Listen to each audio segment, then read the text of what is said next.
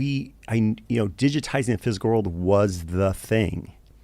And this idea of what I would call an atoms-based computer was something I sort of was working on in terms of her framework at the end of Uber, which is CPU manipulates bits, storage stores bits, network moves bits from point A to point B.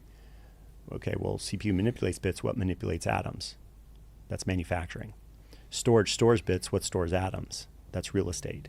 Network moves bits from point A to point B. What moves atoms? Well, that's transport or logistics.